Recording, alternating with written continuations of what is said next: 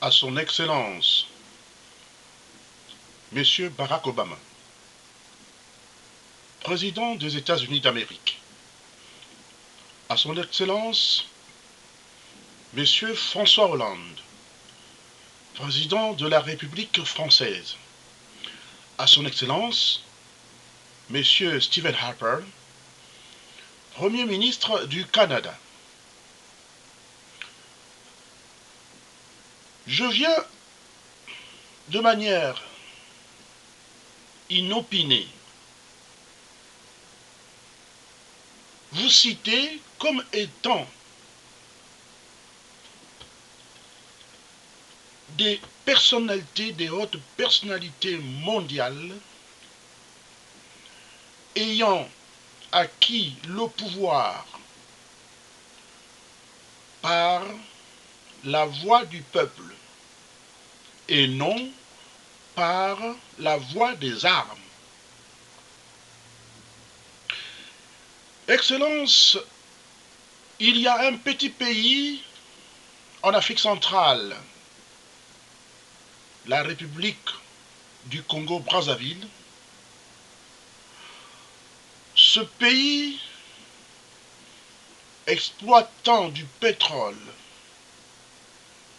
dont les multinationales proviennent pour l'essentiel des États-Unis, de la France et du Canada. C'est dans ce pays où la population vit dans des situations difficiles, mais que d'aucuns n'a aucune conscience par rapport aux difficultés notamment que vivent les populations.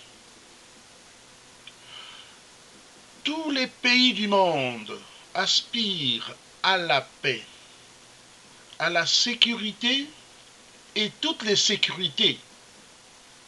Sécurité alimentaire, sécurité du travail, sécurité de simple vie, parce que la vie est sacrée.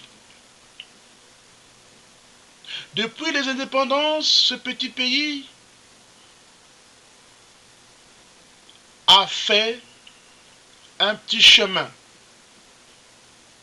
dans son petit développement, mais cependant, nous sommes en droit de nous plaindre auprès de vous pour que vous sachiez que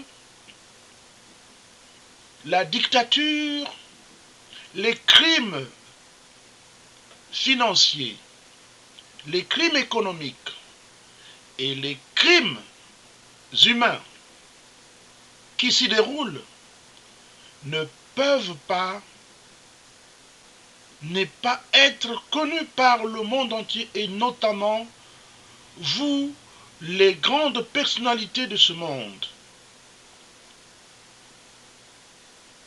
Le peuple congolais est en train de vivre dans une prison à ciel ouvert à cause, bien entendu, d'un régime dictatorial et sanguinaire dirigé par M. Denis Sassou Nguesso.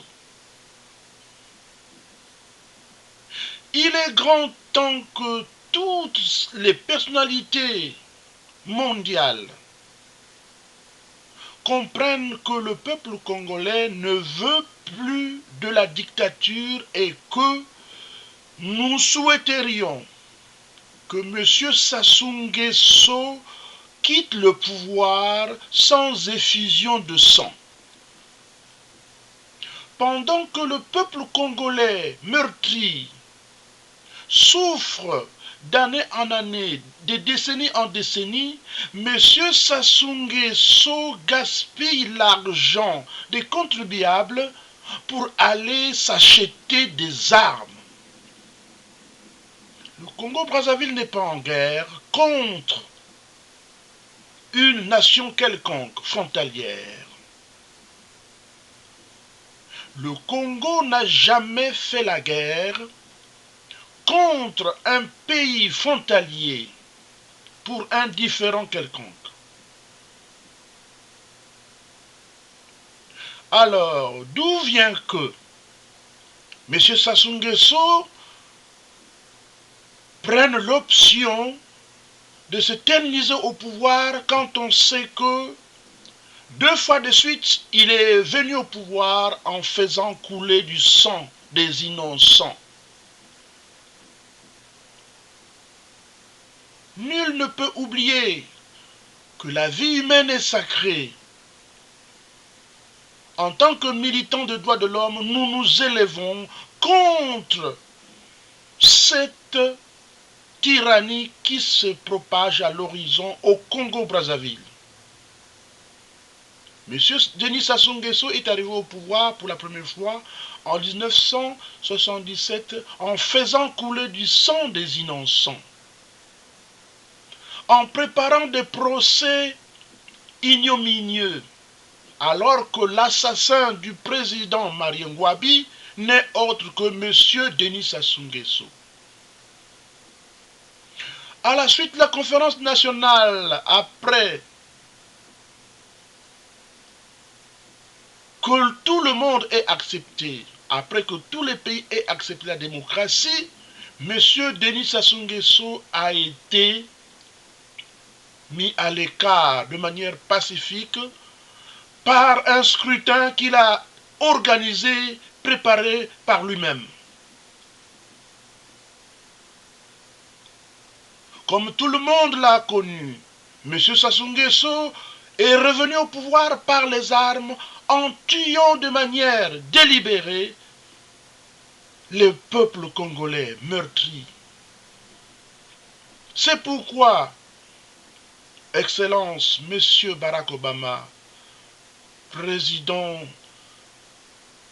des États-Unis d'Amérique,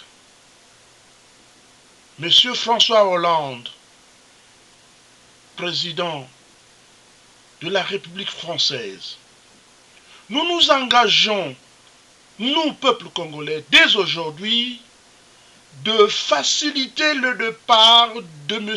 Denis Sassou Nguesso du pouvoir, car la dictature qui sévit au Congo est sournoisement acceptée par certaines personnes, certaines organisations, certaines multinationales. Nous n'avons pas d'autre langage que celui-ci.